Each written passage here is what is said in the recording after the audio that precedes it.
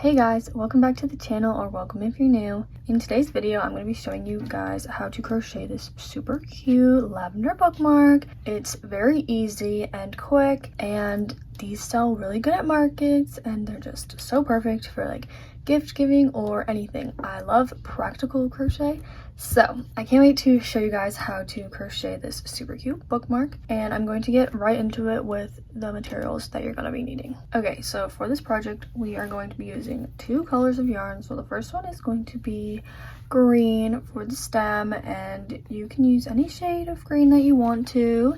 And then I also have purple. You can also use whatever color you want to for the flower part.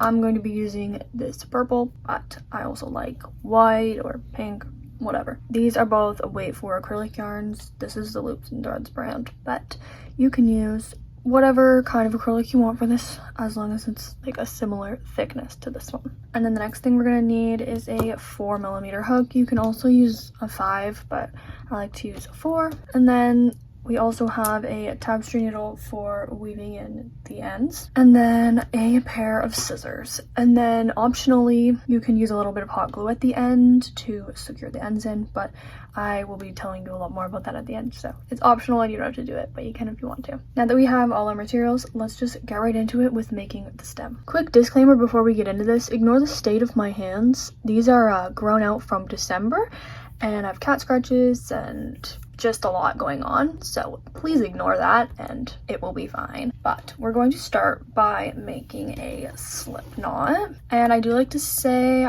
at the start of all my tutorials that these are going to be beginner friendly tutorials, but they aren't intended to teach you how to crochet. So if you have never picked up a hook before and tried to crochet, it might be a little bit difficult for you to figure this pattern out. But if you do know the stitches but you're still just a beginner, that's completely fine. So we are going to create a slip knot. I like to use my hook to do that, but you can also just use your hands. And then we are going to chain the length that we want our stem to be, or the length that we want our bookmark to be. So I like to do 50 chains for mine.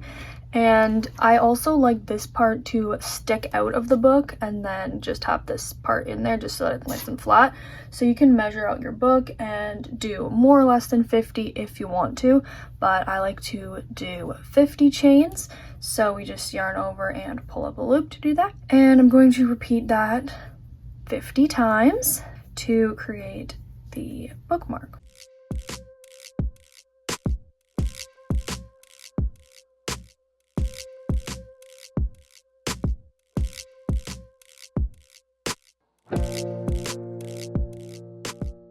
Okay, I now have my 50 chains, and this is also a little bit of an optional part, but I like to make a little loop at the end. I just think it looks cute, so I'm going to show you guys how to do that. It's really easy. So you just want to count up 8 chains from the hook, so starting with this one right beside the yarn on the hook. 1 2 3 4 5 6 7 8. And you want to just make a slip stitch into that chain to make the little loop. And then we are just going to chain and leave a short tail that we can weave in. And there is the little loop for our bookmark. So I am now going to just weave these ends in just a little bit on both the top and the bottom, and I'm just gonna do it a little bit.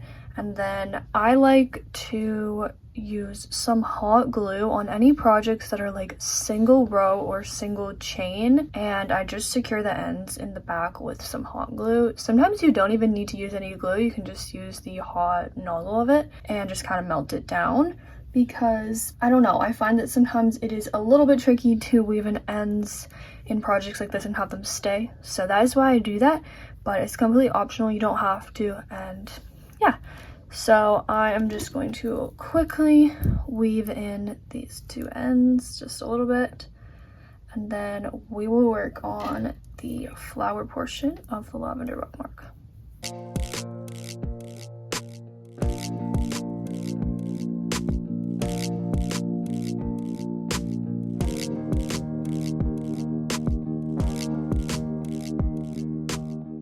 Okay, so now that I have those ends made in, we are going to grab our purple yarn or whatever color of yarn you're using for the lavender flower part, and I'm going to just start by making a slip knot again. I just like to do this when I attach yarn, but you definitely don't have to. And sorry if you can hear my cat playing in the background. But we are going to grab the top part of the stem, and we are going to attach this 7 chains down from the top. So count straight from the top, 7 chains down, 1 2 3 4 5 6 7, and insert your hook into that chain. Now that we have our hook into that chain, we are going to reattach the purple yarn, and we're just going to pull it right through there. The next thing that we're going to do to make our first little lavender part is we are going to chain 4. So yarn over and pull up a loop 4 times. And then once we have our chain of 4, we are going to make a slip stitch right into this same chain that we initially attached the yarn to. So we are just going to insert a hook right into that chain, yarn over and pull up a loop, and then we're just going to pull the hook right through just that one chain on the hook. And now that we've done that one slip stitch, we are actually going to do one more slip stitch, and we're going to be doing that into the very next chain. So just inserting the hook into that next chain, yarn over, pull up a loop, and then just create the slip stitch. And we're going to be repeating that all the way to the top. So we are going to make another chain of 4. So yarn over, pull up a loop 4 times, and then we're going to be placing a slip stitch right into that very same chain. So going into that chain and creating a slip stitch, and then to finish it off or to start the new one, we are going to be making a slip stitch into the next chain from the hook. So we are going to be repeating this a total of 6 times until we are 1 away from the very last chain. So I am going to go ahead and do that, and if you guys need to see it one more time, you can skip back the video, but I'm just going to go ahead and do it now, and I'll come back when I have reached the end.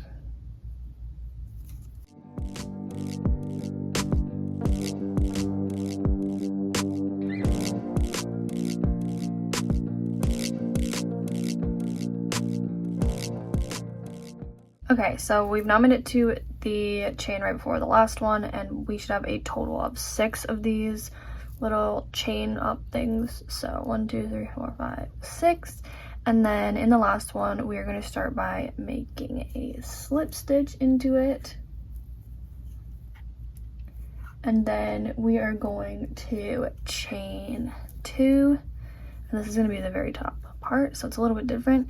So once we've chained 2, we are going to yarn over and make a double crochet. So yarn over, go right into that top chain, pull up a loop, yarn over, pull through 2, and then yarn over and pull through 2.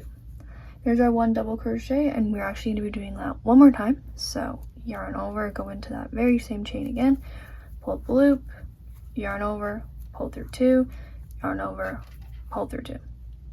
And then to finish off the top part here, we are going to chain 2 again, and then we're going to make a slip stitch right into that very same chain.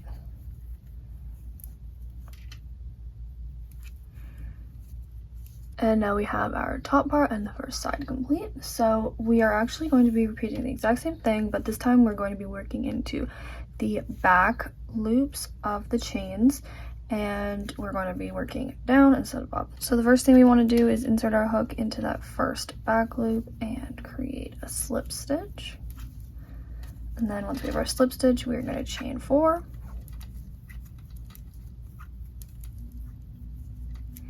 And we're going to insert our hook into that very same back loop and make a slip stitch.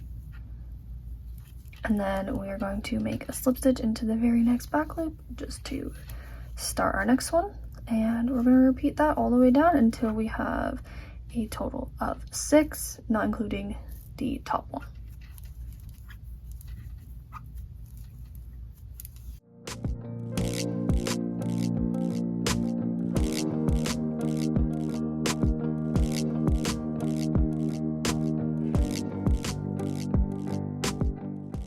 So I just finished it up by placing a slip stitch in that very same last chain we worked into, and this is what it will be looking like now. So we have the lavender parts on both sides, but what I like to do to make it look very full is I like to actually work into these back stitches right here and make one more little row of this. So I'm going to show you guys how to do that now, and I'll tell you at the end once I'm done this, but you can also do it one more time if you really want it to be super full. I don't personally do that, but you can. So to do this, we're actually going to start by making a slip stitch. So we're going to kind of turn the work so that we can see the back. And you can see how the last stitches I just made, you can kind of see the little V's of the slip stitches that we made. And that's what we're going to be working into for this last row. So the first one is right here where we just worked. So I'm going to be placing a slip stitch into those loops right there. And this can be a little tricky, especially if you have tight tension like me, but it's totally doable, I promise. So just insert your hook into both of those loops, and then yarn over and pull through both of those loops, and then just create a slip stitch. And now we are working on this side. So we're going to start by just chaining 4, and then we're going to be placing another slip stitch right into that same loop that we just worked into. Then to move on to the next one, we're just going to be putting our hook into the loops of this very next stitch, and then we're going to be creating a slip stitch again. And it's the same pattern all the way down. So chaining 4, slip stitch, slip stitch, slip stitch, you guys know. And again, you should have 6 total of these little chain 4s once you reach the end, and then I will show you guys how to finish up the bookmark.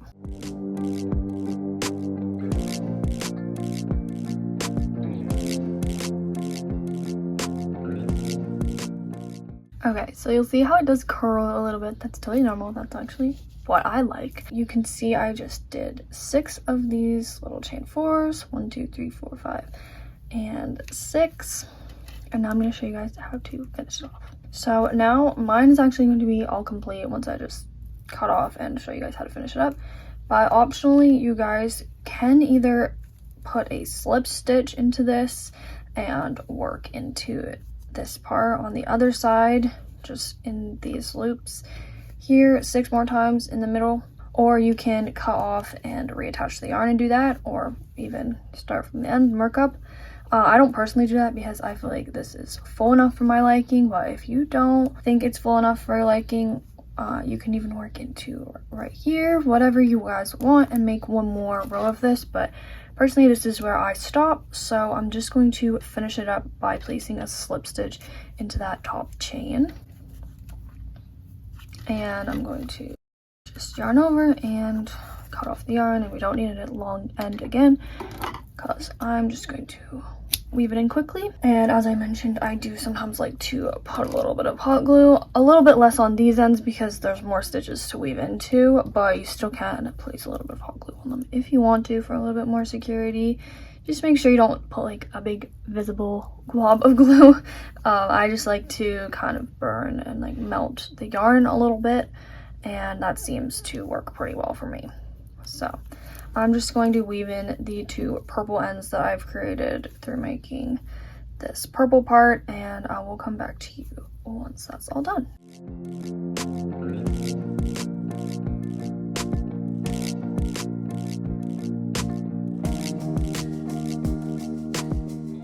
So I'm just going to cut off the excess yarn, and here is our finished bookmark. It's so cute. I absolutely love it. These are so quick and easy to make, and and I love to market prep them and bring them to markets. People really like them at markets, and I just think they're so cute. I also have like gifted these, and yeah, I just think they are the perfect little bookmark crochet pattern. So I really hope that you love them. Let me know if you made it and how it went for you, and we have a whole bunch of other tutorials here on the channel, so make sure to check them out if you're interested, and lots more coming soon, so stay tuned. Make sure to like this video if you liked it and subscribe to see more tutorials like this one. Thank you guys so much for watching, and I will see you next time. Bye.